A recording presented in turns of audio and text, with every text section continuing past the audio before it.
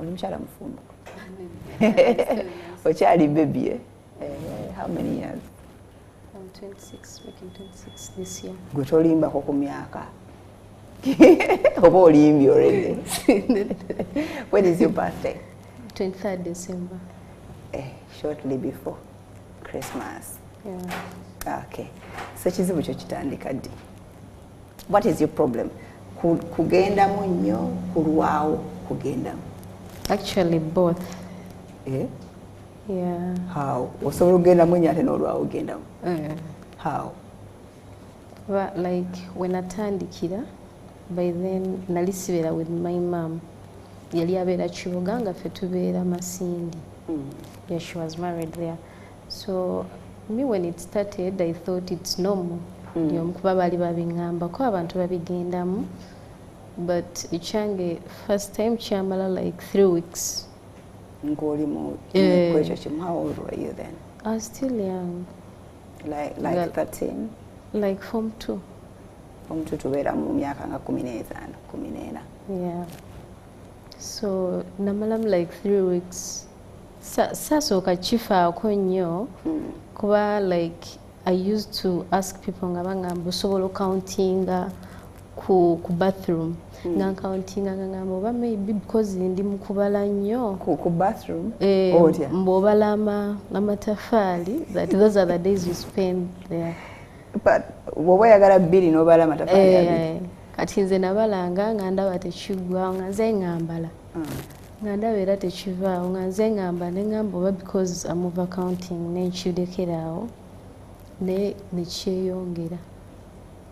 Then after 3 weeks nekirekerawo? Nekirekerawo like for some few days. Then nenza netandika okusportinga bupya. Nekirwawo like for another week nga gujja nga teguba heavy. I had to tell one girl nga mbeera nsaba like today wema nsabye ono paadi enkya nsaba mulala nga zikuweddeko nga saagala kubeera nga bagamba ono lwaki abeera awo ne mmala negulekeraawo. Wali ku ssomero? Bwe gwalekeraawo saddamu gufuna for the next 2 months. Actually ne term negwako ne tudde ewaka ne sitagufuna. Then which is common with young girls abatandika ziba tezina stabilizing. Naye nga nze ntyo kyogera nga sobola kyogera. Wali otya kyogera oba wali tokifaako ng'olowooza it's normal? At first nali ntya nasooka nenkireka nga ngamba it's normal cause everyone nga banambalabanga nga beera nga bobeera mu kisulo nga banagamba I stepped on a tomato. Naye nga nze ngamba everyday mba nstepinze on a tomato. Nembeerawo ne ngamba let me just live with it. Naye nga kikuwa pain. Kati awo nenkivaako netuwumula, went back home. I still didn't talk cause mama ffe yali tajja nga taliiwo still saayogera. Then after that olwo wali obeera nani ewaka? Mama wange gye yali yafumbirwa yalina sister wa bawe nga gwe tubeera naye by then nga tosaamu ngamba bintu ebyo nga temumuwuliza oba sister nga tumuwuliza mama affe she was in communication with us naye ngono tosaamu gamba ebyo because they are literally welcoming. So after holidays nenzirayo ku ssomero nekikomawo ate nga waasi. Ng'olubuto olukuluma nnyo? Ng'olubuto lunnuma, olubuto lwannumanga nga even saakuyimirira naye nga lubeera lukuluma for all those days. Naye nga you have to go to class, nga you have to study, oluusi you're late ne bakuba ebintu bwe bityo. So awo wokyamala bbanga ki? Awo kyalwawo nnyo cause I remember twatandika the entire time nga nkiina kati nentandika nga all my pocket money nfunanga omwana ogwentumye this week ng'omulala si gwentuma next week. Ng'omutuma pads. Yeah, and I had to use 2 per day. Yeah. Not pads, 2 packets. Not per day nga like I put one here and another behind. nga nzeyimizako bwenti. So the flow yali heavy nnyo. Yali heavy. So nga kuno ku mulundi guno ekyokubiri kyamala period ki? Kyamala Charawo, because I remember twatukane ku station, me waliwo anti wange abeera, by then nali nsomera Masindi Kinyara secondary boarding. Then I told my aunt, me I'm not ready for boarding. Nesamugamba nga kikyaliwo ne ku station netukola n'ebibuuzo. Bw'oba ogambye stopping. Is that like a month? More than that, because the times I even used to bleed for 6 months constant. What? Nga toyimirizamu? Nga oba buyimiridde era you can't be without a pad. So when wamala emyezi gyonna era still nga toyogera? Tosogera. Tewalina wadde sisawo omukulu?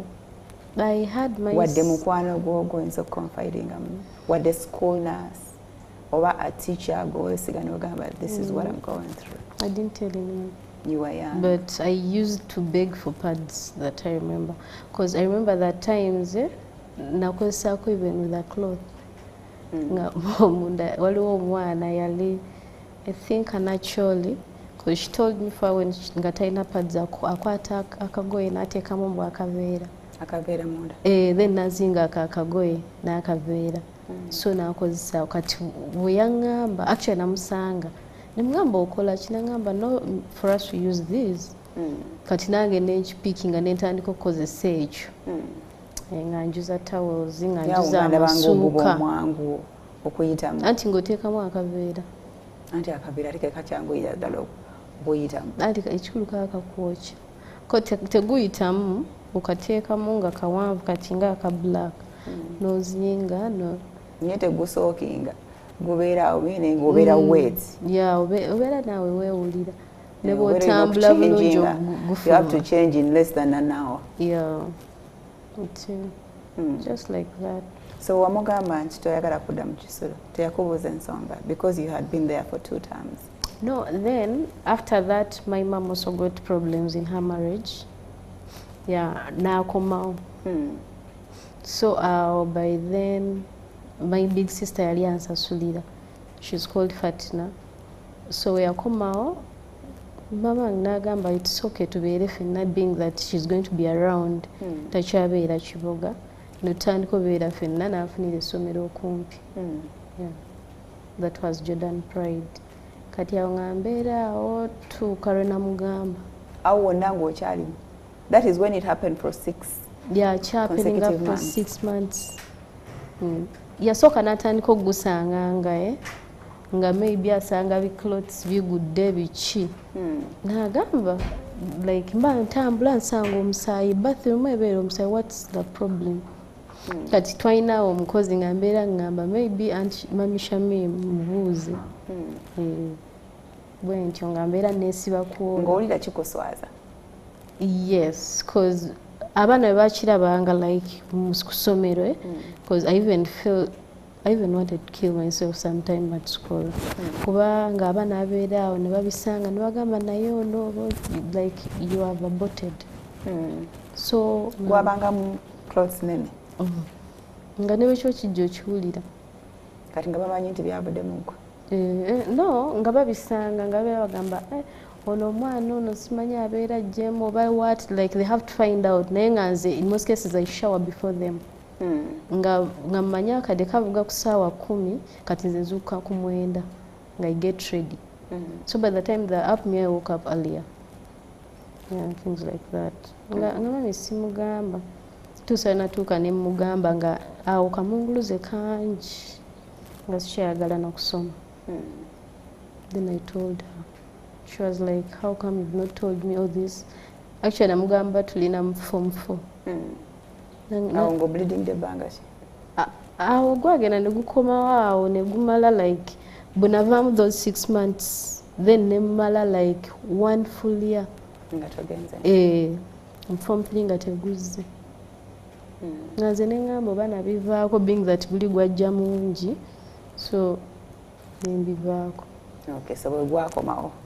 Gukomawo n'obusungu buli? Gwakomawo nga mungi nnyo. Then I had to tell my mom. Kati awo ki ekyakuwaliriza ogamba mami?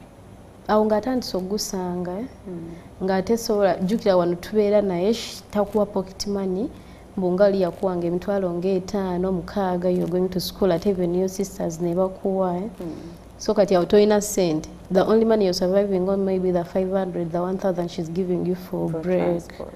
And the school was near and I walk. Yeah, so nga ubeera nga musaba pad. Nempulira nga I have to tell her. Naye omwana abasaba pad besides not every week. Oh, okay. Until even after 2 to 3 days. Nga ziwedde nga mani n'omusaba. Paaka emu ng'osobola ogikosa munaku 2? Yeah, maybe 2 n'ekitundu like that. Okay. So wamugamba? Yeewuunya. She was n'akaaba biki. Nangamba lwaki saayogera naye from start. Ekyo ekyali kimukaabya, the fact nti wayogera naye she felt like omwana ayinza neesiga oba the fact nti omwana we yali ali mu experiencing kino ekitali nnomo? Yaŋŋamba mbu nali simwesiga. Lwaki nali sisobola kwogera naye mu bwangu abaana abeera close to their moms biki. Naye nga yali waali nga tubeera in contact era ng'abawa buli kimu but just because nali mpulira kiswaza kuba nange era nga mwennyini nga I can't even tell people nga ndaba kiswaza nnyo. Okay. So what was her first response to ekyo ng'ogyeko kaaba? Yagamba tugende tulabeko omusawo oba kati awo yatandika gula pads nemutambulira awo? No, she got me pads. Then after that nakubira my elder sister, she's called Zulia. Namugamba ono mwana she's going through this and this. Namunnyonnyola. Then kati awo nagambako mikwano gye nga bamugamba bamuloze oba yabuuka biki. Twagala eddogo. Kati abo nabo ne misleading. Then wetwafuna holidays my sister took me to hospital Kibuli. Yampita ne bantwala Kibuli ne bampa eddagala naye ng'eddagala lye bampa nga linseseme nga sirisobola. Bagamba nti ki before even kuwa ddagala? They told me it's menragia. It's what? Menragia. Yebiki. Tebakunyonyola. Yeah, bangamba it's menragia naye mbu it happens. Okay. Yeah, it happens to most girls but bangamba right now biki ne bampa eddagala. Mwalaba muki? General doctor? Twasooka ne tulaba general doctor then not referring a gynecologist because my sister had a card gye twakozesa. Okay. Now gyna n'atuweera eddagala. Kati era eddagala kyalekeraawo?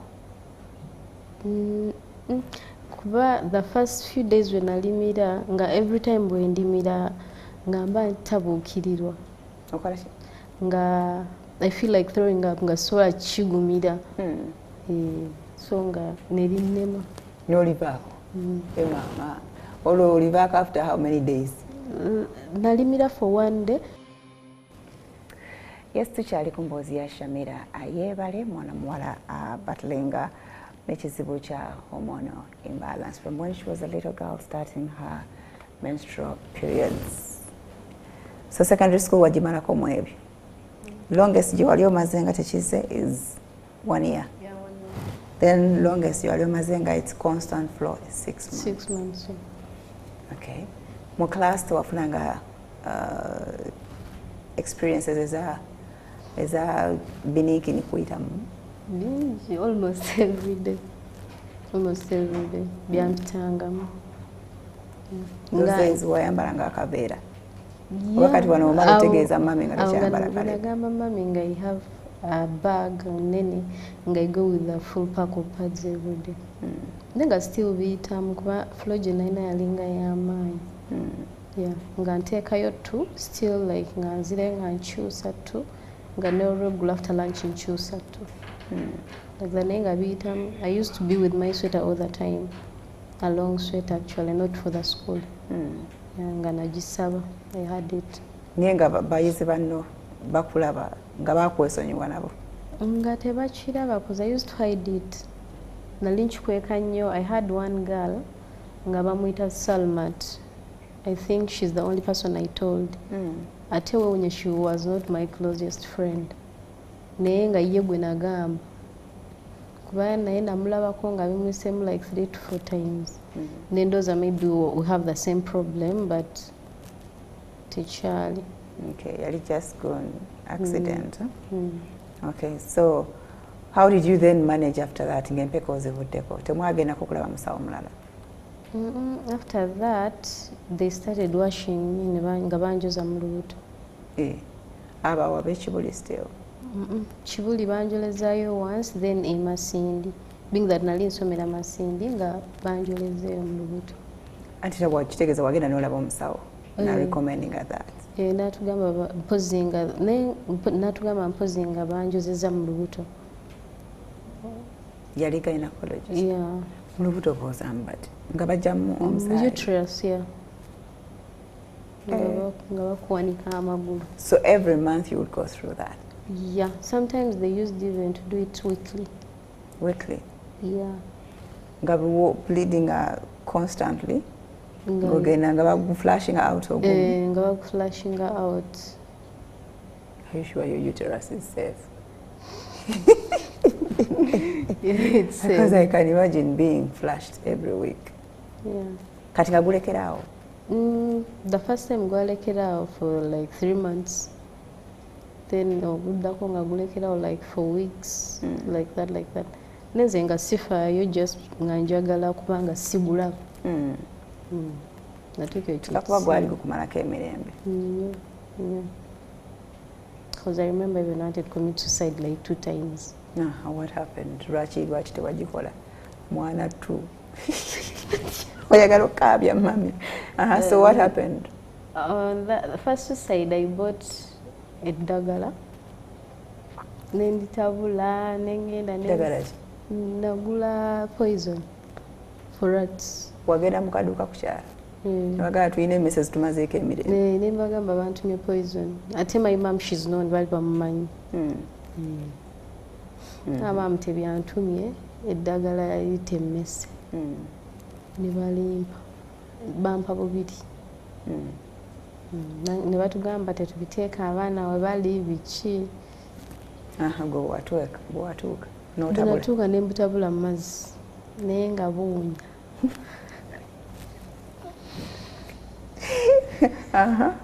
Nentabula amazzi that night nengenda. I have my young brother mwagala nnyo, nengenda nembeera nga njogera naye nemusiibula nemugamba I may die. Mbuki?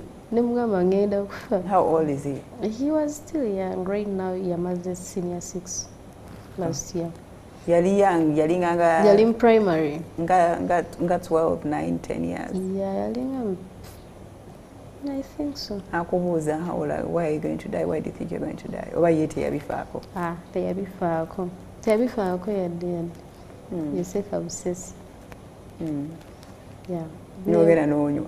Nembutabula nembeera nabo netwogera netubeera nga twogera ne maama ekiro. Nosooka n'olya emmere? Nendya emmere. That day they cooked fish and I love dry fish. Kati nengamba like in the morning banjagala ndye yo fish. Eyasuzeewo? Nogala kansooke ndya amawolu enkya. Nali wa kukikola that night nengamba naye kyekyennyanja. Nengamba let me wait for morning.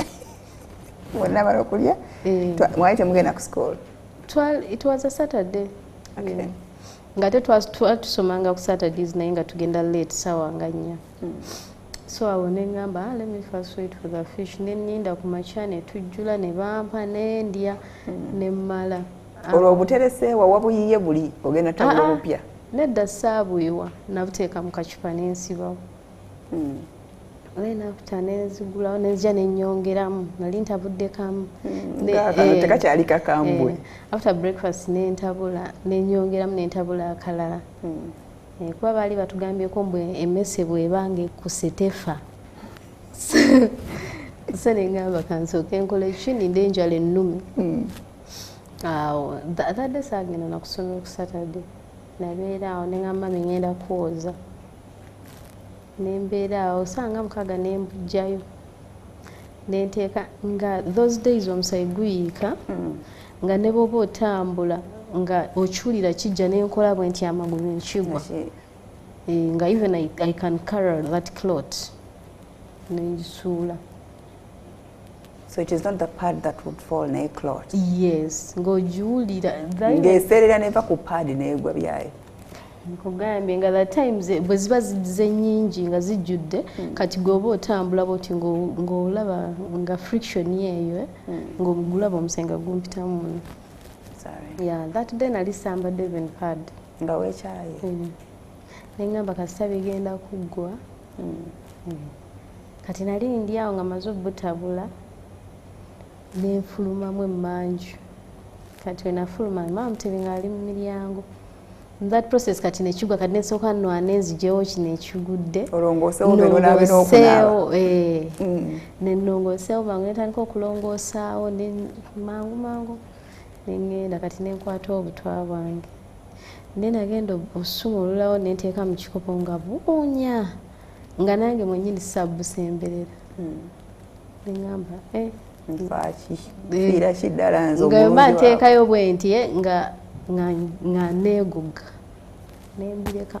Olwo oliwa mu kisenge mmanju? Nali mu kisenge kya mamange. Nga yalazeewa? Ng'ali miryango.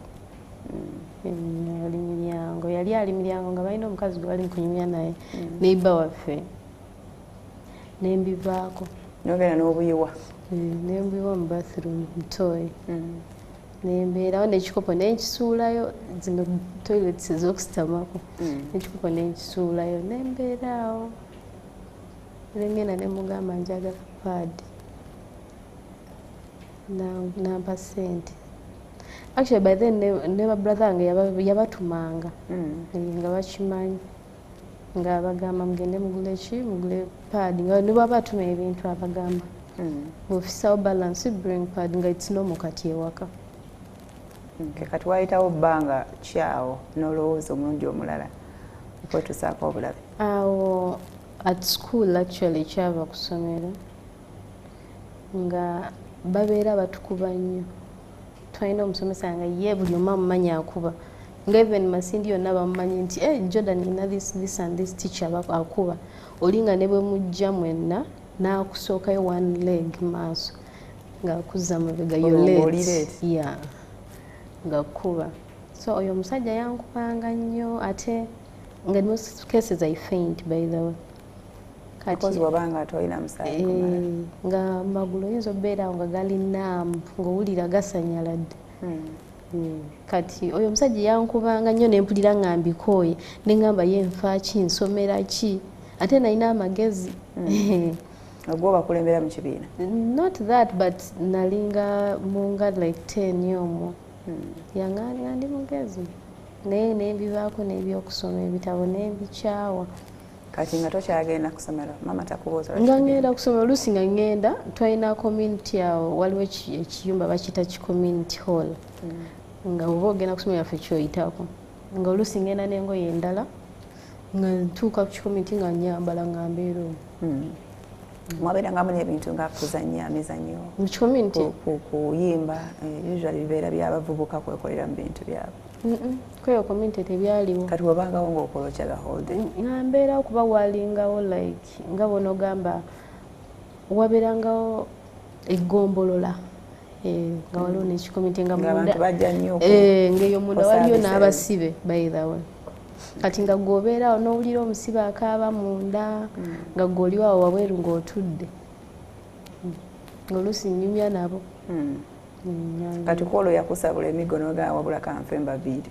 Yankuba omusajja yankubanga nnyo yatukubanga naye ng'ate nze binyiiza. Remember you're battling your own thing nga akunyiiza. Kati nengamba ne mamange you know what lwaki tetugenda bano tubagamba nalwala omutima n'agenda oyo omusawo Dr. Birga yali mukwano gwa mamange n'atukolera ebbaluwa eraga mbu nina ekirwadde ky'omutima. Balina kukuba? Nenjitwalira oyo omusajja ate ne scan gye namutwalira yali ya uterus oba naye yali tamanyi nga ng'atulimba nga mugayi gwe mutima nze gye nayina negiteekako ne mugamba this is my scan naye nga uterus baye yagirabanga mutima I don't know ne mugamba todda mu bintu byako nga mama wange n'agenda nayogera nabo because even there's a day yagenda n'ayomba nnyo ku ssomero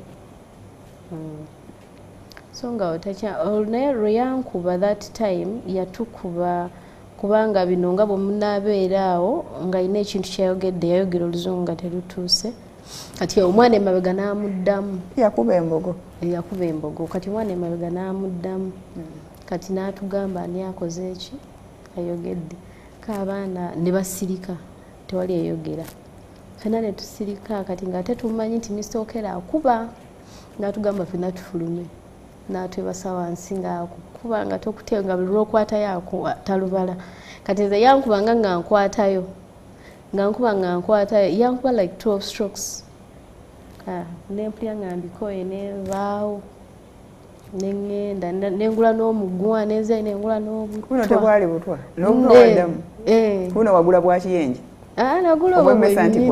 nagula obwo bwennyini nengenda nengula ne spadip by then we had spadip and those pop drinks bwetwasangamu bwalina akawoowo ng'ogenda tabula mukatwa kati nengenda nengamba kangende mbitabule mbinywe ate ku ekyo kikomi nti waliwo omuyembe nga tumanyi ogulinnya nga tubeereyo waggulu nenga kati wengumira nenteekamu n'omuguwa nga mbuuka nengenda nembugula naye tebwanzita nanywako katono sokole wamala n'onywa nagenda ku kikomi nti nembunywa nengenda nabutabula nenteekamu nayo spadip nenywa nga tebikyawunya nateekamu spadip nga bingi nenywa but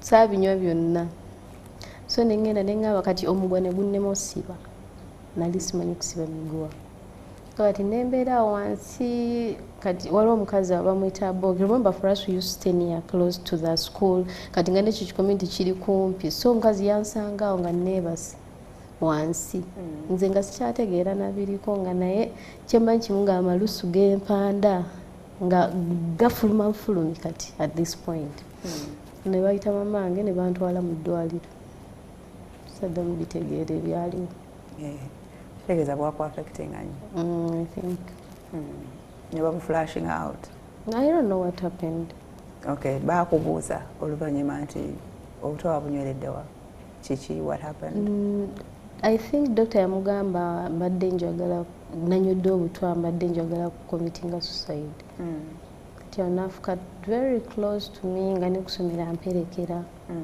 mbe mugamba saagala kusoma nga naye akivaako teyakukisa somero kuba lyali okumpi ng'ate ne sente ze zasobola kati olwo tikyokero nemukola mutya kuba baali bamuwoninga obutakuwa namutwalira ekipapula eky'omutima ekyo kyali after kibookeezi after ezo kibooko nemutwalira ekyo ekipapula ky'omutima ne sikaani kati ng'abaana banga special case nga tebakyankuba olwo ekizibu kyaffe kyakakanamu oba tukyali nga ndi nakyo nga nnumba adde manyi obutwa bwatuyambako kuba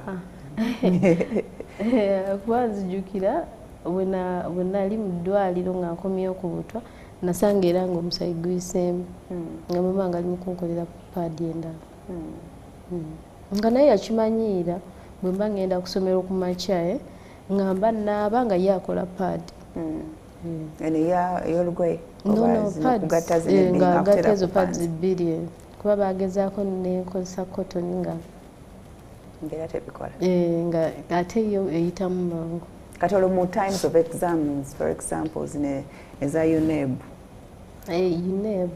where concentration eba y'amaanyi limitation mu kutambula nabivangako buli ebiki ebyomusaayi mbate nga nti ebibuuzo nabivangako nga I don't care because I wanted to pass ng'olina esweta yo ng'omanyi kasitesweta ng'oluusi naye staininga naye nga sikifaako okay so did you eventually bino ebya flashing byagenda on for how long byagenda on since my A level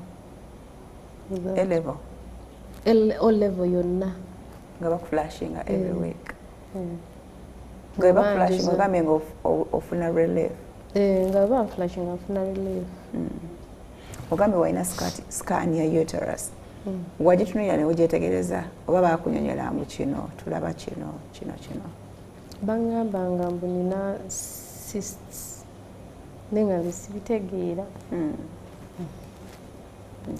nga ne bwengitunulira sijja gyetegereza kyekituufu nga ziri munda mu uterus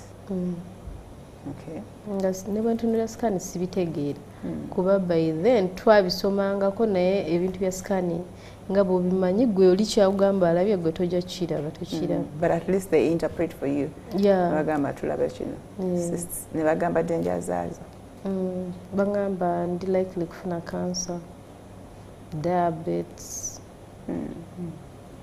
cancer of the uterus lining tebagamba nti tusobola ziwona oba tusobola zirongoosa bagamba basobola zirongoosa naye teziwona ziba zijja kudda kalawo nembivaako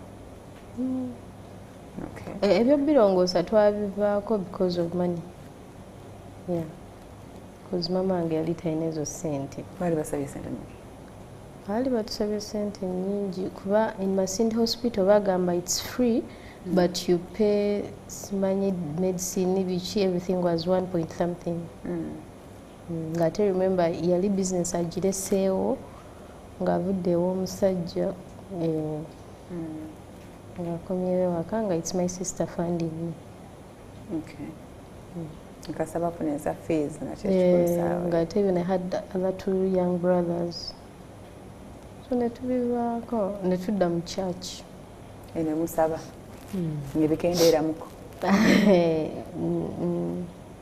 nedda naye nga nze buli lunaku bantwala era tewali pasita mpya eyajjanga eyo Masindi nga tebantutte era nga abapasita abasinga nga buli omu ngenda mubuulira ekizibu nga buli bagamba ki abapasita bo bakuwa perspective that bandoga kati nekyo nekitufuukira ensonga nga kati bakuloze of course you have to look for solution kati abantu ne batandika owa mama nga amagezi omwana mutambulire omwana mukole bino omwana bibi nga ye buli kyawulira ng'akutwala agezaako nga buli kyawulira akutwala oluusi ne bannona ne baŋŋamba kati tumutwale wano simanyi waliyo omukazi eyo yawonya oli simanyi ebintu bwe bityo nga ngenda sometimes ebintu ebibeera weird oluusi bakola ebintu nawe ne weewuunya n'otulaka wano ga kino nakyo bakikoze nze what is the worst it got to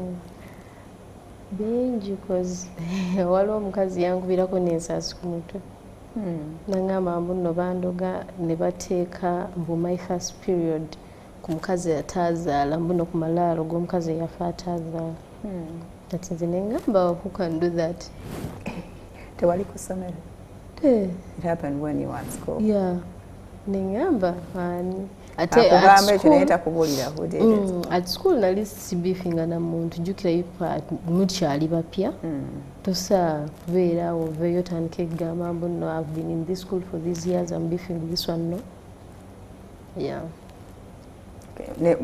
wabikkirizanga muli at that stage tewali buli kimu nakikkirizanga ne mutandika okunoonya amalaalo gye baateeka ate mama wange naye nga talina kintu kyamanyi ku ebyo bintu nga naye awuliriza buwulirizi bamuyita ne bamugamba nga ye buli muntu gwasanga afuba bamugambe at least afune solution like a mother amalaalo ne gatubula tebatugamba tuganoonya oli yagamba agenda sindika ebintu simanyi ki mama wange naŋŋamba naye omanyi bano abantu bonna nabo ndaba nga bakola ki nga batulimba. That was before you went to church. Church before we went to church, we first went to the side. Nga sometimes we went to church na ugamba kati tugenda. Bangambye simanyi wano waliwo wasobola okuwonya. Na okutwala ne bakuwa eddagala ne bakunaaza ne bakutwala wa. Nga still nga mbeera nakyo. Ekizibu tekigenda. Oluusi bampa eddagala nga bakugamba nga how do they call it, like nga baliteeka ku manda nga bakugamba okutameko bw'omukka gukuyingire. I've done all that. Ekulikayo Kolika and situation etavaawo naye kukema in so many ways. Kati obwabwo omulaba nga erimu alternative eyegaanya awo nemumyuka mujja mu church. Church ate nga naye basindika mu nsonga zezimu kuloga. Era tudda mu church. Naye remember mama wange ye mukazi musiraamu nga ffenna waka to practicing Islam. N'agambako her late dad yali tanafa n'atufunira she nga atusomeranga dduwa ebityo naye nga ye mu church nga bantwala every night prayer ku Friday oba ku Wednesday nga ne kusomera onsaba nenvaayo ngenda okusaba ng'oluusi ne bw'ogenda okusaba tekyeyongera. Ye Sheikh yagamba ki? Yagambanga like just nga atusabira ng'alomba dduwa ng'agamba nange nina okunyiikira okuteekayo omutima to believe. So you never went anywhere else until bamwakubira omuntu nabarecommending okujjanga eno oba mu Mulago ffenna kuba gye tuddukira referral mulabeyo omusawo omulala okufuna another opinion? Tetwagendako Mulago. Twagenda ngaawo Kibuli nga still bampa eddagala lyerimu ng'ate nze eryo nendigaana. Ate bakwongeranga nga tewabagamba nti lyanema? Ne bagamba that's the only solution to put me on family planning. Ng'ate ndaba nga nze bigaanye. So nembivaako ebyeddwaliro nensigaza flashing. Flashing with praying. Okay. Kati otuuseewa? Right now I'm on hub. Right now I'm nkozesa hub. Okay. So stage ya hub wagituukako ddi ati? Awo nga ndi mu A-level. Since A-level. Kati awo mama nge yalabanga byonna bye bamugambye ebigaanye n'angamba omanyi kati oli mukazi musabe saba ffenna tusabe. Ekituufu kiri nti mu ebyo ebintu bye batugamba mbuno oba kati tugende ew'omusabe ebintu bya shaitaani tebijja kukola tusabe nga ffe kimanyi Katonda asobola otuwuliriza. Kati awo nga era bw'afuna omuntu amurecommendinga mbuno eno waliyo omusawo bw'ati nga bagamba no notuleke. Naye unless bw'afuna omuntu nga mugamba this and this medicine awo ng'agunoonya era up to now. Kati habo babagamba ki omwagenda babakebera oba babasaba reports z'omutwaliro? Tebatusaba reports. Omukazi yamulagirira some habo naye yali already nga alina ekizibu muwala we yalina ekizibu kyekimu era mugana ne muwala nga agenda mu nsonga bw'ati naye ekikyo kiri waasi naye we use this and this n'amuwa ekikyo kye kyali waasi. Basooka ne bampanga gwakuliira mu nnyama y'embuzi nendya ne bigaana. Then ne baddamu ne bampaawo nga bakuwadde ki? Was it a powder? No, there were herbs naye nga bikaze nga beefumbira mu nnyama y'embuzi naye ng'eba ekaawa eba ekaawa nga tosaana kulya kifinga onywamu supu just for ne bigaana ne batandika okumpa eddala nga lyakuyenga nembeera okwo eryo ery'okuyenga byakyukamuko. Nekikendeeza ku flow, kikendeeza ku nnaku? Kyakendeeza ku flow actually negulekeraawo for some good months naye era neguddamu negukomawo. Era noyongera noyengako negulekeraawo? Nga nywanga mama nge abeera aguyenga buli lunaku kati nga aguyenga nga agutereka n'ogutereka nga ne bato bange bamanyi okungamba tolina bakunywa ddagala. Naye awo nga kikuweezaamuko ekijja like 2 weeks, disappears for 2, comes back for 2. Not only that medicine nga kati ye buli ddagala bamugamba ng'akuwa. Ng'oyinza okuba ku bika nga 6 byokka. What? Bingi. Do you know what that does to your liver? Bingi, nabeeranga ku bingi. Up to now, okyali ku bingi? Right now, ndi ku 2. Okay. Kale, let's take a break. tukomewo kunyumize ku mboozi y'omwala omulala gwe twakyaza and how they try to manage. Okay, tukomawo please, don't go away.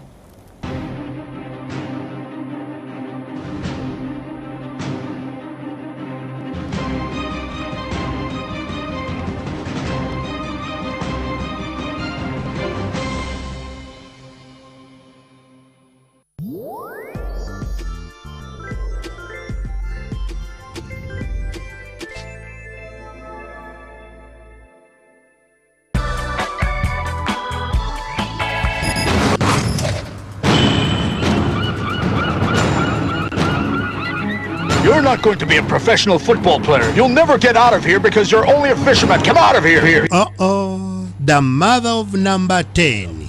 Wow. Ku buli stage ku nsi kuno ojja kusangako ebisoomooza oteeka abajerega. To African Miss my African tours. Get first-hand local East Africa, Africa and international news updates about your favorite celebrities.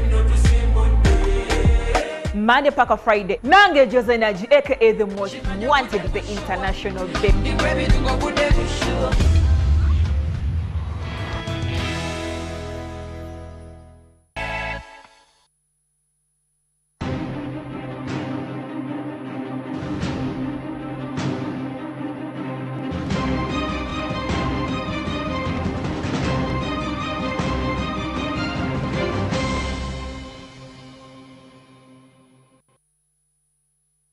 Okay, thank you so much for keeping it. Mwasuze Mutya Shamilah Ayebale yali mutunyumiza emboozi ye eya constant painful period. Bubonero ki obulala obugijirako? Side effects zekikuwa? Side effects you going up like ulira pain, that's number one. Dizziness, yeah. Ulira dizziness and fainting. Yeah, you faint. Most of the times you pass out. Tebagamba nkonto olina omusaayi mutono? Bakingamba. Yeah, Masindi hospital bampako n'omusaayi. Transfusion? Once, twice? No, up to 7 times. Okay, ne bakuteeka ku ddagala erikuyambako okwongera ku musaayi? Some red pills. Ezo zitambuliddeko up to now? Yeah, ezo ne kati nzimira. Sometimes nzimira. Nange kati nga bwe nkuza I buy them. Nemmira bwe ndaba nga nduddemu nnyo. Twakyazaako omuwala I think about 2 to 3 years ago nga naye alina a very painful period era nga naye abeera mu bleeding eyo namumalako emirembe ne batuuka ekiseera abasawo ne bamugamba solution gye balaba kati is if she can conceive n'azaala nga batandise kati okulaba essuubi. I don't know if anybody has told you about that. Yeah. Musawo yenna? Yeah, bakingambako in Kibuli. Mbu nina okuzaala. Naye nga ate jjukira okuzaala ngulwadde babeera bakugamba mbu nno oli mu kujjamu ombuto nga nze mbeera ngamba ye kati bwe naafuna olubuto era bajagamba before ezo zonna amadde nzijjamu ombuto. Biri baali boogera boogezi by'abaana si baana basomera? Natuuka ekiseera weewonye bino nga bebagamba mbu bakuloze. Natuuka ekiseera nenkibelievinga ne ngamba era I remember I called my sister Zulia ne mugamba naye maybe waliwo ekintu ekinkozesa ne kimpa olubuto. Nga nawe oli convinced mbu obadde lubuto? Natuuka ekiseera ne ngamba kuba ng'obeera like ebintu ebivaayo nga naawe biraba binene. Kuba there's a scenario that happened at school one time omwana yajjamu olubuto kati ng'erabye nasanga nga ndaba nange ebisinga bye binvaamu biwe bityo kati nengamba oba maybe it's true waliwo ekintu ekinkozesa or maybe they rape me at night nga neebase neefuna olubuto kati naye nengamba ewaka omuntu anrape nga ava awayitawo. Neweewayiriza n'omwana ogisangulawo? Naye nga nze mwennyini natuuka nga nengamba naye kiraka kituufu mba n'embuto. Okay. Biseera bye bagambira to try to nti solution eyinza okubeera mu kufuna olubuto wali mwana muto, right? Okay, kati ate mu kiseera kino you haven't thought about it? I've tried I've thought about it actually.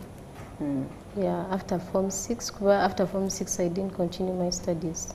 Was it partly about this or 100% contributed to that. Nga sagala kudda mbeerawo nga teba kugamba campus life is this that atego you be with your own problems ozzemu ebi gamba sijja kweyongera. Nobita. Nembita. Olonga plan yochi. You're going to start working. Did you start? I went abroad. Naye nebigaana. Bino ebya Saudi. Agendako e Saudi. That was 2015. Nebigaana nenkuma.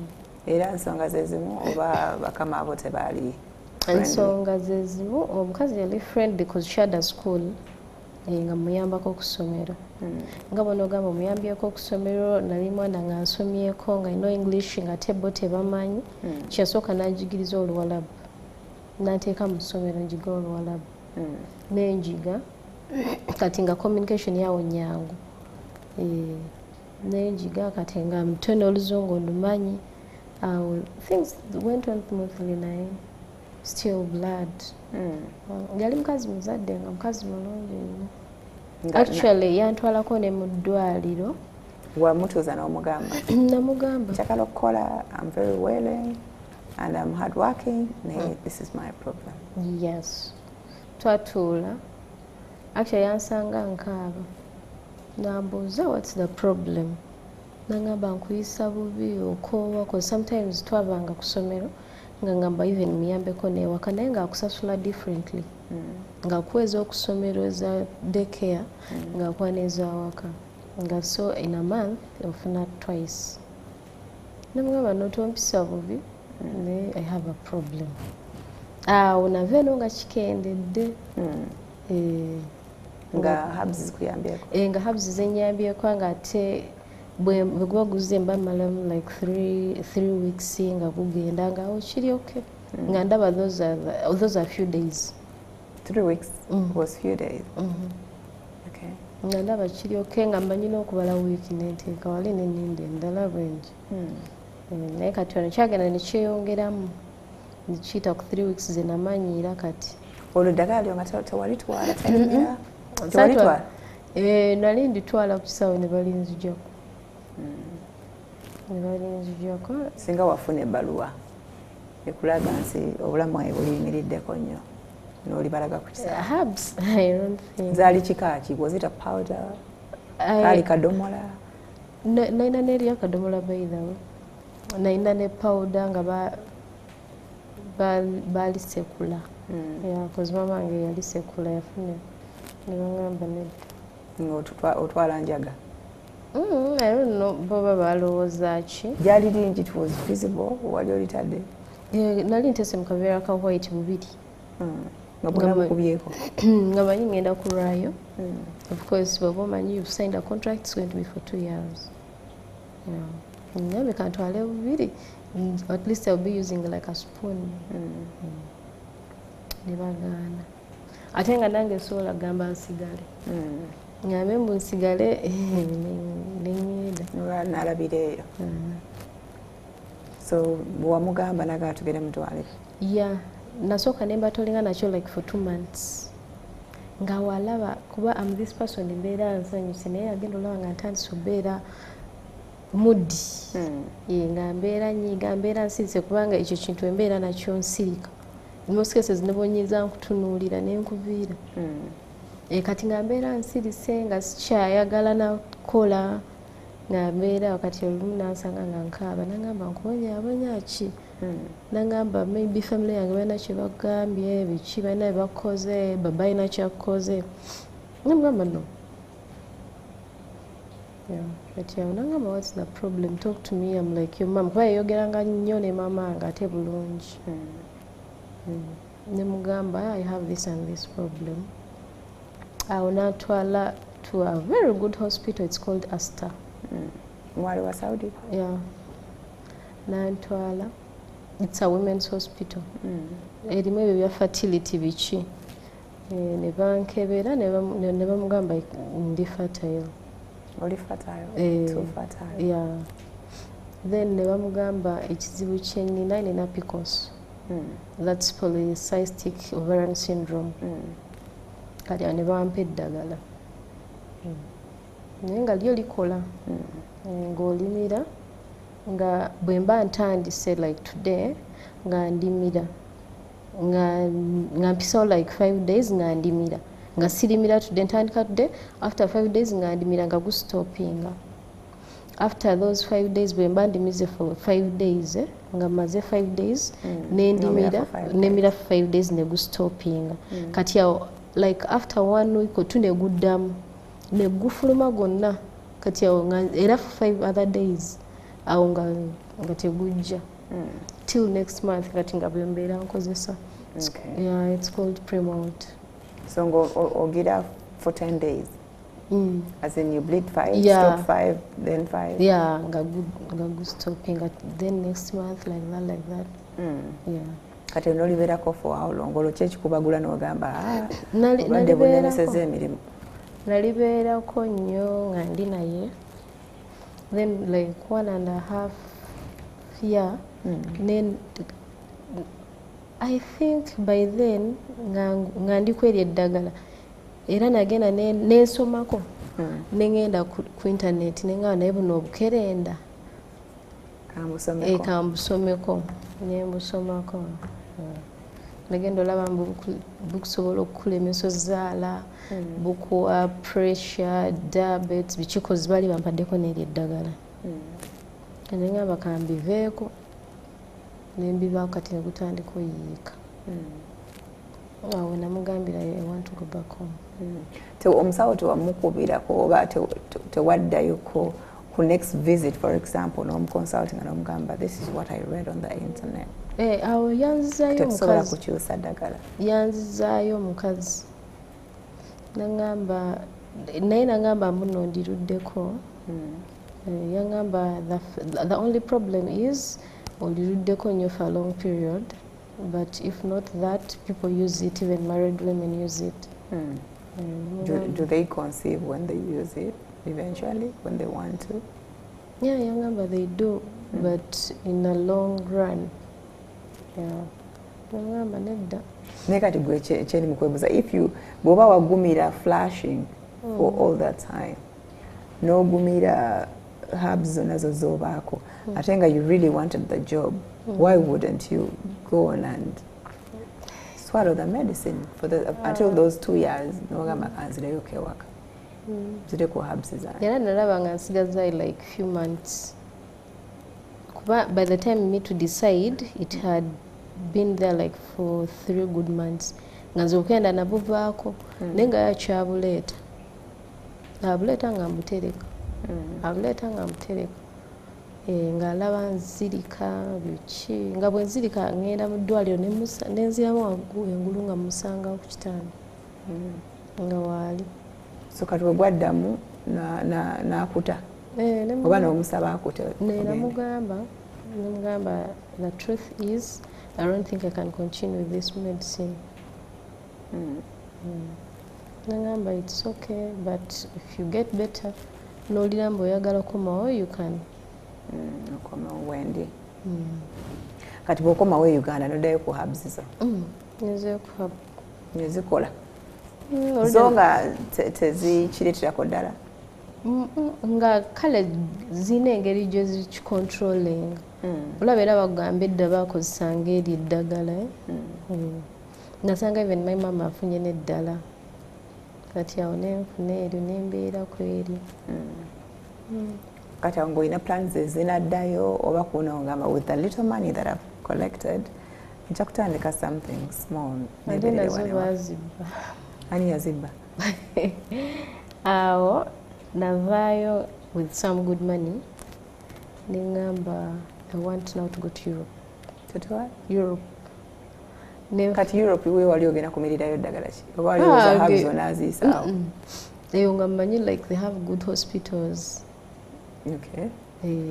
Nga mmanyi bwe ngenda nenkola awo nga nfuna eddwaliro eddungi kuba kati awo nga mbekeberako nnyo ku internet nga mbeera nnyo ku internet kati nefuna omukazi namujja na ku FB yalanganya nnyo emirimu mu Europe biki US kati nemufuna nemugamba I want to travel to Europe nangamba you're going to give us money me will connect you at first sente zenaina zaina sister wange nemugamba manyi ngenda Europe biki nangamba nno bajja kubba in Uganda that's how baba abantu nemugamba nono mumanyi actually namulimba nemugamba mumanyi mukwano gwange ava sinha biki nga tesimulabangako olasabye sente at start yangamba mu milioni 4 yeah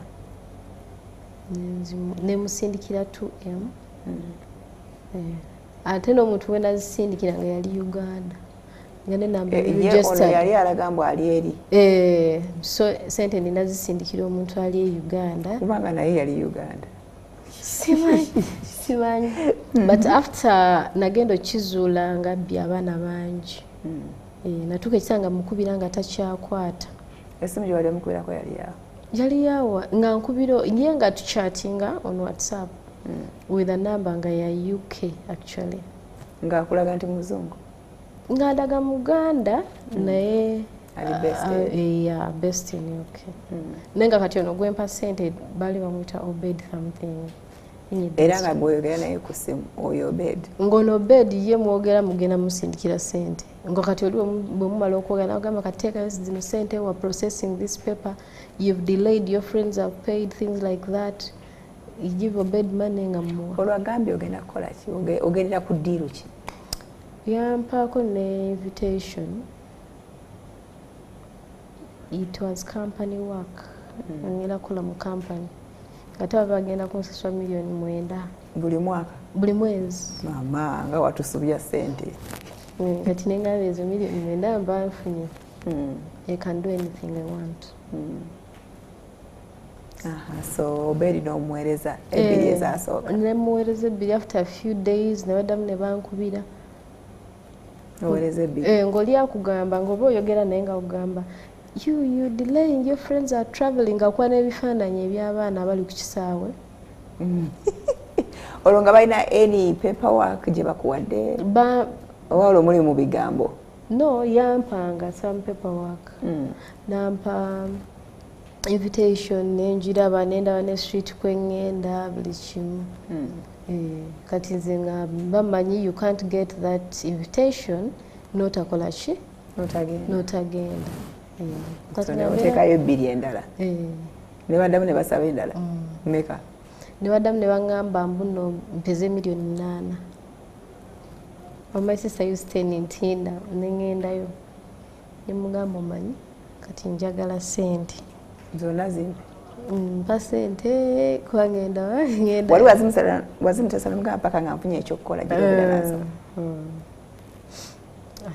nakwata sente si muntu mubi nakwata sente kasita omugambye sente zizo nakwata sente nazimpa nensindika naye nali nakazitindika bwe nti that day yesooka nangamba naye bano abantu bowa sente wali bamitinzeeko nemugamba ono gwempa sente simumitingangako naye oli mumanyi kuba nali saagala teeka wakirabe ng'oli sikoze eki simumanyi nemugamba oli mumanyi namulabako twasoma naye nga ate simumanyi nangamba Shami waliwo abantu bangi babbye bwe batyo nemugamba no jjukira nze nga I want to go to Europe now nga ndaba solution yonna eri eri saawe nga tolina kyokola e Kampala right now I'm home but she's processing for me something so wali wakaziweereza nali nakaziweereza nagenda okulaba ono omukazi she has blocked me ku Facebook ku Facebook yo already nagenda okeberayo nga ate trendinga nga people are complaining ngebifaananyi bye bili olwo amaze okubulookinga ku WhatsApp actually friend wange yankoya nangamba naye kuba twalina omuwala omulala gwe twamwanga sente naye nangamba naye ono bali bamwetanga she know something nangamba naye ku Facebook ng'abantu bateeseyo ebifaananyi kasente kafe nemugamba olimba nangamba kebera nagenda okukebera nga bituufu nagenda okujja ku WhatsApp nga she has blocked me. Nagenda okuddamu kuba ssimu gyeva oteekako few minutes back money nga teriiko. Kati awo nakimanyi. Awo n'ogwako wansi n'ogamba Mukama Katonda. Nasooka n'ensirika kuba by the way baali baŋŋambye tutunde n'ennyumba ewaka nga ali mukungamba abo nga baŋŋambye nina okuweza 15M. Nga tebanteese pressure neŋŋamba mama wange te mama wange jjukira ng'omugambye mutunde nga mugambye ngenda UK ate naye tayagadde ebyo ebintu woowe n'agamba tofaayo katunoonye manenenda ngera tandise omunoonya ne mugamba kati first nayogera ne maama ne mugamba kati sente naŋŋamba the only solution tutunde ennyumba ogende oba ogenda ojja zikuloozizeewo within tufune n'awalala awanene bambi kati nagenda olaba nga bambulookinze ne saamukubira yasigala nkubira nga mbuuza bitambula bitya kati yali tanatunda awo omusayine gweyongera stress I don't know naye nga guyiika nga olwoliwa amawulire ago gafunira waka nagafuna nga siri seguku oli ntinda by then I had some guy nikembeera kote wakabulirako nti banne waliwo abantu ali Europe bali mu kusaba ate nako nga kaagala okugenda kaali kayimbi ka upcoming nako nga kaagala okugenda okufa obufi nga nako kaziteeseeyo bambi naye ne bamubula same person ate ye yatunda n'ekipajero kye bambi nazo ne bazirya emboozi ng'enaanyumeera nemwetunulako mwebuzi olwogenda okukubira sisitawo oba tewasooka mugamba jorede yankubira nangamba sente okyaziina ne mugamba namulimba nkyaziina nangamba sente tozimuwa tusooke tumitinga oyo omuntu nga kumbe waziweereza dda kati nze nzikane kati netwogera noono gayi ne mugamba ono kye kati alooza mulimba tayagala ngendo bimanyi nemala nemukuba ne mugamba sente naziweereza nangamba Shami nagamba sente toziweereza I sense something is not right oyo omuntu ali e Kampala lwaki tomumitinga n'omwezo sente bw'aba ali Kampala naye nga gwe Europe yakulinnya edda manyi saawa tuba tetugambwako tetubuulirirwa kituufu tuba tetugambwako olabira ddala ng'ogenda naddala nga wakulaze ne ku invitation ogenda kati twali awo era amawulire twagafuna nga tuli awo nga kwekyo supermarket kyoyo ntinda is it quality or something like that gayi yasooka okugafuna nangamba Shami bino ebintu byandiba ebituufu naye yagenda okera nga naye bamubulookinze nga nange bamubulookinze ate yali ateeseyo 12M nga nteeseyo mpezeza 8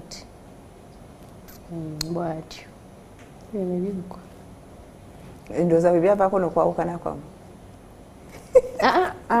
twasigala awo kuba already he knew my problem by the way nga naye anoonyezanga ne ku ddagala nga mpanvu ati ne tubeera awo nze ne ngamba kati omanyi ngenda yiiyo ekirala ne muwa kati nze ngenda kugenda mu nsi endala ne ngenda omaani lwaki tewakubira oli omukyalo olaba oba osobola okuddayo aliwa oli owe Saudi nali kati saagala kuddayo but she was good to you she was very good up to now we still talk ne kati era twogera saddayo nengamba kangende omaani nengende omaani ate nebiba bibi nnyo amaka nga tegakusiima not that just nga our periods nyingi kuba I remember twayita Kenya twali tugenda batuyise Kenya netuuka okusamuka river ne batusitula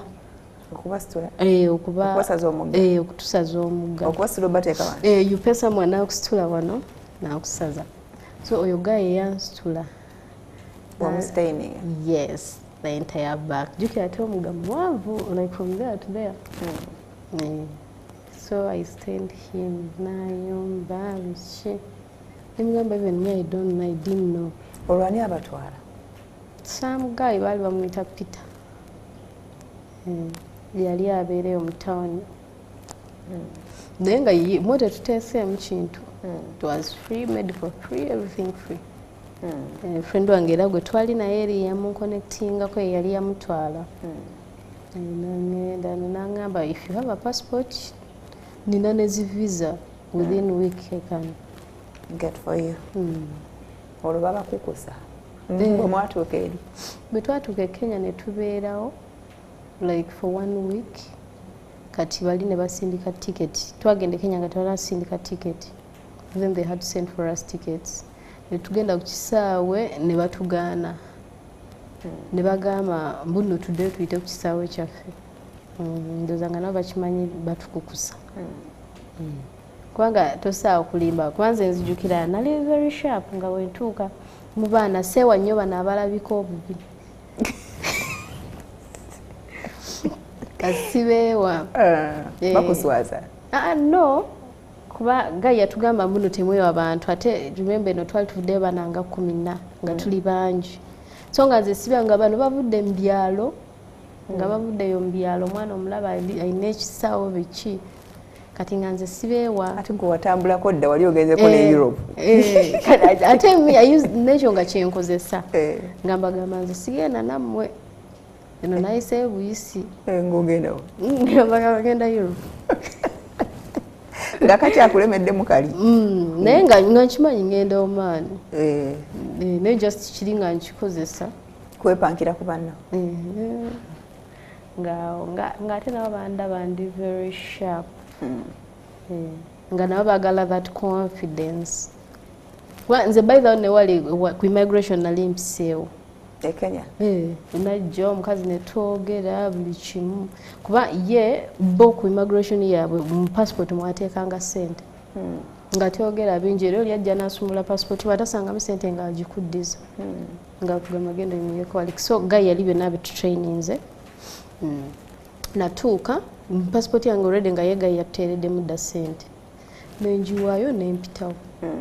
Kati ki ekyakuza emabega? Ekyatuza emabega oyo I think ye officer akulira immigration yagenda n'ayitamu ebyo ebiseera baagaananga nnyo abaana wano ku kisaawe Entebbe. Nga kati bonna abasinga baddukira Tanzania ne Kenya. Kati n'asanga nga Bannayuganda bangi nga n'Abannakenya bangi nga bonna bagenda in that made thing. Kati mwenna mudde. Ffenna n'atugoba n'Abannakenya bonna n'abafulumya. Era nze nayimbya ne mugamba Sammy I'm going to UK. Visa yonge egamba. Visa ngegamba omaani. Tugenda omule namu. Tunywe ku mazzi. Alright, tukomawo n'ebyatuleese tubadde twabivuddeko ndabadde mboozi enyumidde. Alright, tukomawo. Don't go away.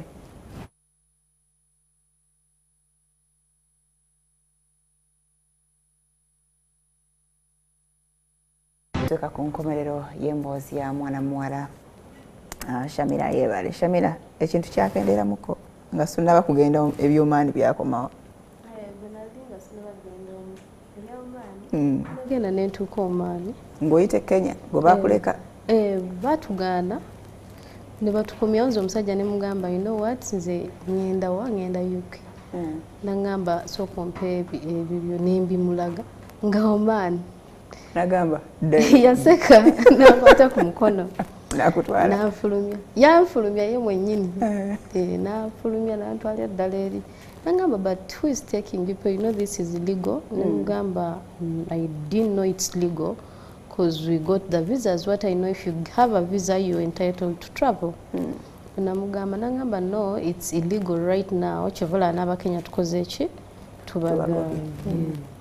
Ne tuddayo ne tubeerawo oyo Guy gwe baali batuwa ne tubeerawo like for other 2 weeks. Ate ne tuddayo ku kisaawe. Awo tetwamusangayo yalina connections ku kisaawe ne bamukubira ne bamugamba tetaliiwo. Ne tuddayo nga bafunye tickets endala empya zijjuka ziri zaafa. Ne tuyitawo ne tugenda. Kati bwe watuukayo osangayo mulimu ki? Wali omanyi mulimu gw'ogenda kukola oba gw'ogenda bugenzi? Nali ngumanyi. Ng'ogenda kukola ki? Nali mmanyi ngenda mu kiyumba.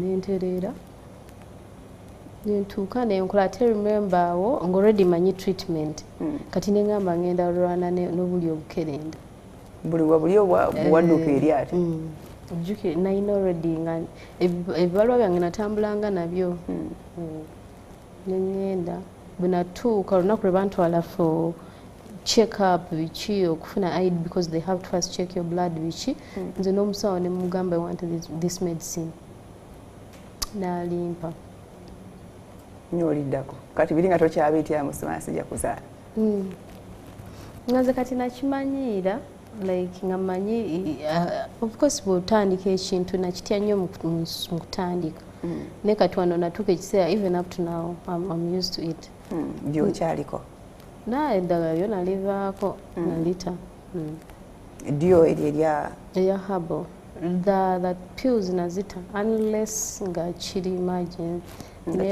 yeah right now okay so walibeerako for the 2 years you were in Oman samalayo 2 years waddukayo nenkomawo olwokyo ekikuddusaali embeera yali mbi nalwala ate nga n'omusayi mungi empeke tezakolera nga ne bwemira empeke kati nga zijja nga gujja nembivaako neŋamba kanziri ewaka naddamu neŋŋendako ne mu ddwaliro era by then nali ngeze nnyo nga baŋŋamba muno bw'obeera n'ekyo ekirwadde obeera obese kati nga baŋŋamba I have to cut weight nembeera nga I try being that I used to be stressed kati I used to seek refuge with food nga ndya nga okuwulirako emirembe nga I'm eating this that because I used to even steal food nga even my money nzikwata nengenda mu supermarket nengula ebyokulya nembitereka nga mwempulirira emirembe byakugeza nagezja nnyo so kati wamalayo bbanga ki mwaka gwawera nobasiibula kati ekampala ng'okomawo okola ki home is home wali okozeewo okusenze nali nzikozeewo nga nzina naye nga mmanyi at least each and everything home is home kuno wali mugezi tewanoonya be Europe nokolawo something saabanoonya ate wewunya it's my sister yabanoonya oli yali akulabula no actually bano beyanoonya nga bali legit nagenda notuuka ovaayo eri nga gayaŋŋambye ng'already bakoze ne appointment ku US Embassy nga buli kimu nkina invitation nali ngenda for school being that nali saamala nga agambye no I'll help you out nga agambye she'll help me out nga buli kimu akikoze naye bwe natuuka I didn't get the visa ebibuuzo byakutawaanya ebibuuzo tebyala kuba omukazi yaŋŋamba where are you going ne mugamba nambuuza which school ne muddamu for how long ne mugamba nangamba your visa is denied awo nomanya ndabika ndi wakufiira Uganda ate awo by the way yali nagendayo before nga yakagaana abantu nga basatu mba mu line oba owulira oli byambuuzizza she was like nga soundinga nga mu Nigeria nga ali tough nga abama nawe nakuma noddeeka nogakaaba nogamba kakati okola that day tekyankuba nnyo kuba nagenda neŋŋenda osistange wakolera netubeerawo regular nantwala ne ku pizza naye kyatandika okunkuba nga nzizeemu kati onoonya appointment endala ya interview stress me out kati yawo neguddamu olwo kyekikustressing ebyo byokugamba kati I want to go nga mpulira I don't want to be here I want just to go ngate wajja nazo tolina kyewakolamu nga weziri nga in case of anything yasasula batate gayi yali atukolerako n'afa gayi covid yamutsa so kati omulala gwe yaleka mu office nga kale ne batuukaawo nga traveling eri limited so kati yawo interview ndate wagikola nagikola I still have an appointment nabagendayo okyalina essuubi kale katusabire naye nga biri byo kati wabimanyiira. Did you ever try to go with the doctor's advice gye yakuwa to conceive?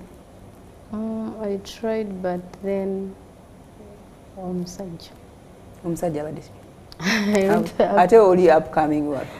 Tweta actually nagenda and waliwo mwali mwenna you didn't try? No, we didn't. I didn't even think about that. Okay. Yeah, when I left for man, netsigala we communicate actually. I remember even I have receipts. Nga muwane sente zange biki nga tempulira birala limuvaako. N'otema. Yali annyo sente zange nyingi. Sorry. Kuba natuuka n'otambula, it's me who facilitated everything. Gwe okutambula oba ye okutambula. Ng'alaga waati? Yali agenda mu nsi endala naye Abawarabu. N'ankubirako ng'ali ku kisaawe biki. Naye ne tweta. But we still talk. But we still talk. Like as friends, nothing. Okay. So kati gwe your plan is to go to America? That's my plan. Any European country. Era otuukeyo era same problem. Peace zikusumbuwe. Ojjukire mu home is home era okomewo. No, right now I feel like I want to get a baby, but I don't want to be attached to any man. Huh? I want to be me, Nganzi. Okay. Toyagala taata baby. Genda funayo ka mwoyo mutukuvu bakaita. Nedda bagamba mbuno you can get a donor. Bo babaayo. Have you tried the process? I tried. Nagerako mu ddwaliro ne ngamba ebyo bya donor biki naye nga ndaba it's processing mpanvu. Processing mpanvu etya? Okusinziira ku kizibu ky'obazeemu ebbanga eggwanvu. Bw'onoonya bakunoonyeze you pay, it's even expensive ne ngamba no. Kati jjukira mu America of course bibeerayo kati nze kye nali nnina mu mutwe twali twogerako ne sister yange nangamba naye omanyi mu America abantu babasasula okuzaalira abantu abalala to carry someone's baby.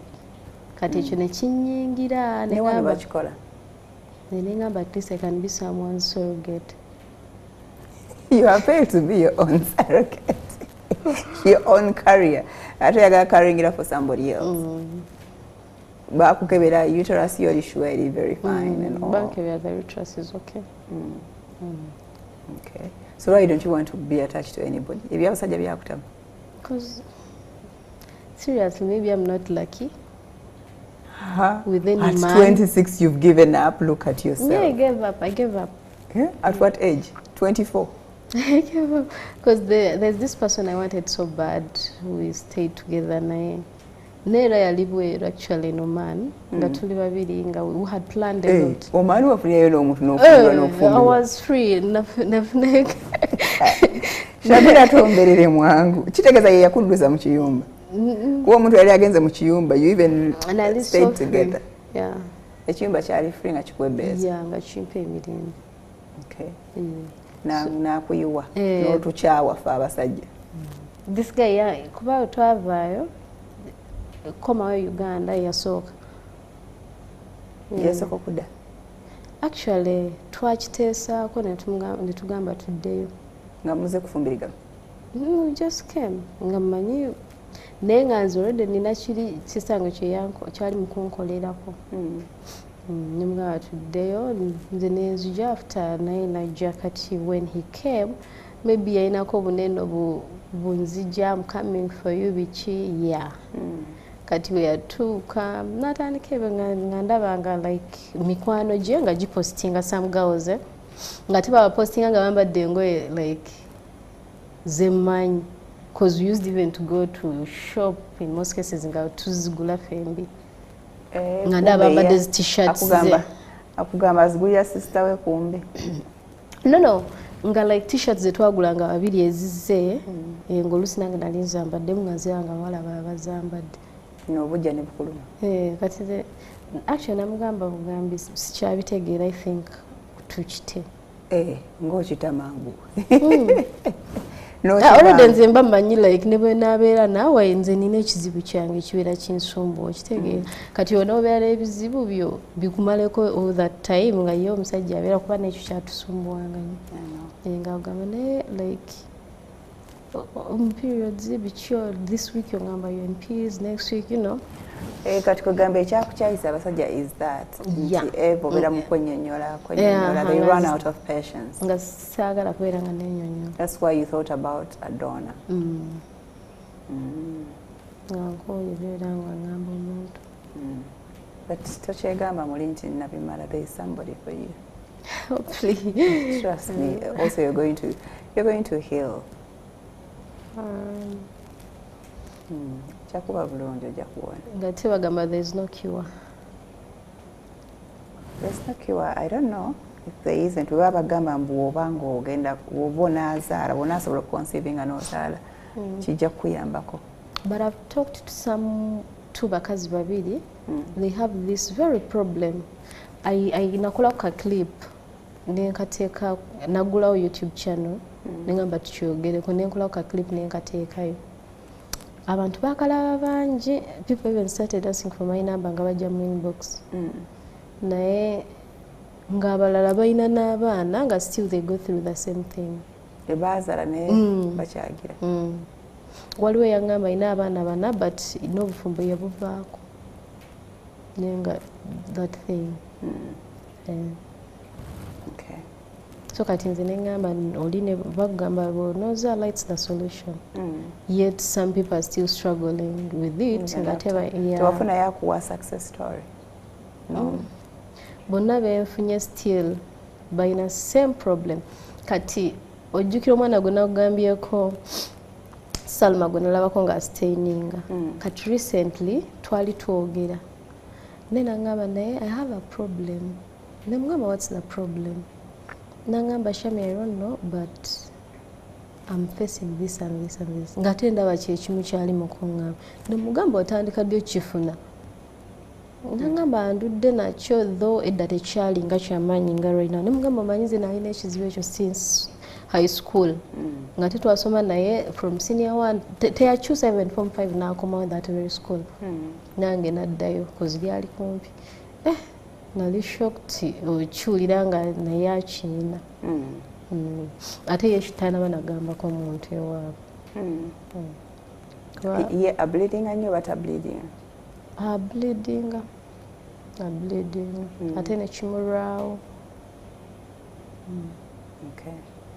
So kati you survive on herbs? Now I survive on herbs nako ebyamalwaliro. Zikuwaddeko relief? Naye nga tolimbu nakimanyiira I flow for 7 days nenkimanyiira it is a heavy flow bwezigwako nenfuna relief nempumulamuko for another 3. No, like right now oba omanyi mulimu omwezi bwe gujja nga you've not seen the peas neguyitawo awo nze mbeera na musanyufu oba ebiri mba musanyufu I be like yo kati negujja nomalamu like 3 weeks 2 weeks something like that kati that's the life now 2 weeks 3 2 weeks 3 like that which is okay kuba ndaba it's far much better than yokubeera mu constant something for 6 months 3 months constant we are with heavy bleeding clothes so no right now it's much better. Okay. Tonakuddamu kulowooza kugenda kulaba musawo for an update? Sinaba namulowoozaako. Engeri gye bagamba tekiwona n'ogayi kati mpaaki n'abasawo. Okay. Bagamba it's polycystic ovarian syndrome. Yeah. Kugundi ku ovaries kubaako cysts. Nga bungi ate buzaala all the time buba bukula. So kati ekyo of course bwe buba bukula bwe buti oba okitegeeramu omusani buba bugenda kujja. MTN Uganda presents Saka Freeboss, King of the East, also recognized by the Kabaka of Buganda. Sorry, I got distracted. Naye nga ovaries zo bagamba nti bw'oziyina amagye ogayina. Okay. Kale katukusabire visa kuno bagituwa ogende ofuke surrogate oba ofune donor whatever it is. Yeah, inshallah. That makes you happy. Are you now living with your sister?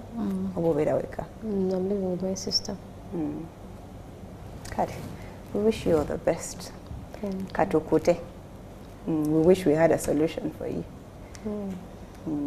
naye nga muli wekakkanya wakikkiriza ekizibu kyo? Nakakkana nakikkiriza ntera nokyogerako on my YouTube page.